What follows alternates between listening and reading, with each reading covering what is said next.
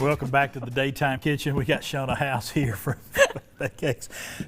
I honestly wish that we had a camera in here when we're in commercial break. I really do. When we were singing like Pina Colada. If you like Pina Coladas, getting caught in the rain. We're talking about white chocolate Pina Colada clusters here with Shona House, and you have got some white chocolate going on here. We do. I've melted some white chocolate and I've added some coconut oil to it because we want to thin it out a little bit. Give it a little more so flavor it's not too. as thick. And then here are our clusters. Those you see how they're freezer. solid? Yeah. So once we get the coconut oil all mixed up in this chocolate, we're going to just drop these down in there. And remind everybody what went into the clusters. The only thing that are in the clusters is fresh chopped up pineapple, coconut, and vanilla yogurt. Right. You can use any type of yogurt that you want, really. But that's what I chose. Okay. And then you're just going to drop that down in there. Oh, goodness. Drip some of the chocolate off and then lay it on your parchment paper. And then you get to sprinkle some coconut on top of that. Just a little coconut on top. And it doesn't take very long for these to set up because of how cold the yogurt and pineapple and coconut are. Right. And then you can keep them in the freezer and just pull them out as you want to if you're, at home by yourself and you don't have visitors or whatever. Then just keep them in the freezer and pull them out for a nice little snack or treat. I'm just throwing coconut everywhere. You had one job. I had one job. I've done it. I just made a mess doing it. Let's talk about your trip to Disney World. You just took the culinary students from DB down there. Talk to us about that. We took 16 students and we had 2 teams.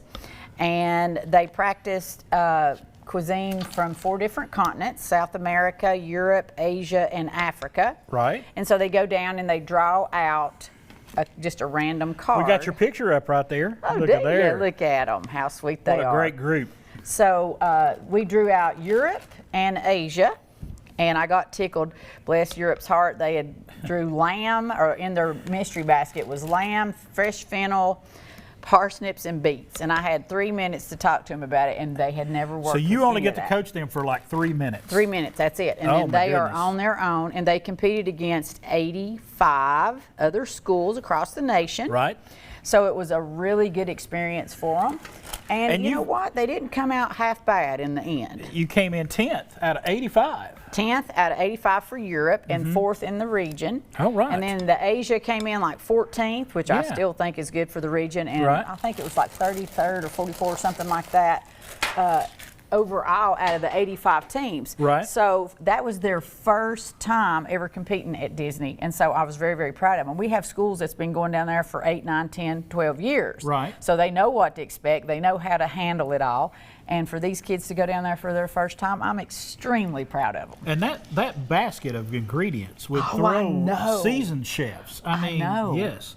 When you talk about lamb, that's not something that a lot of us eat every day. Right. And you throw beets and fennel, and what was the other one? Parsnips. Parsnips. So I just said treat the parsnips like carrots, treat the lamb like pork. I didn't know what else to tell them in that little bit of time, and they had a little bit of time that they could go on the internet and try to come up with fennel has something. that really licoricey taste to it. Yes, So. but they were able to, and one of the students knew that you could pickle beets. Right. So they pickled that with some apple and red onion, and it tasted really good. And I'm not really a lamb fan, but their lamb tasted really good, Well, so great. I was proud of them. You should be proud of them. So shout out to the DB Culinary team over there, and for all of our local teams that went down to Disney and competed. Oh yeah. Congratulations.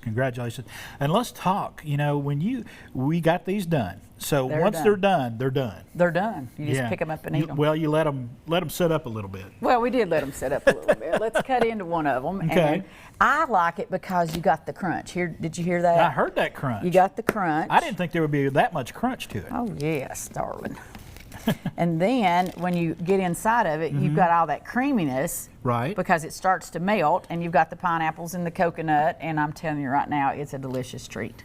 And it's not that bad for you. It's got some, you got to have that coconut is really good for you. And that yogurt's good for you too. And of course it's versatile. You could add lots of things to it. You could add some roasted pecans to it. You could add blueberries to it. Or any other fruit that you like. Right. Yeah. And then just keep it in the freezer in an airtight container, of course, and then pull it out as you want to snack. I love it. I'm going to try this here when we get into break because I'm messy. As you can tell, I'm messy here in the kitchen. Right. All right. These things will make you happy. And you like pina coladas. And I love her singing. Hey, folks, check out Faith Baked Cakes. They're located right down there in Church Hill, West Main Boulevard. Give them a call there. It's 423-754-6427 or go to faithbakedcakes.com.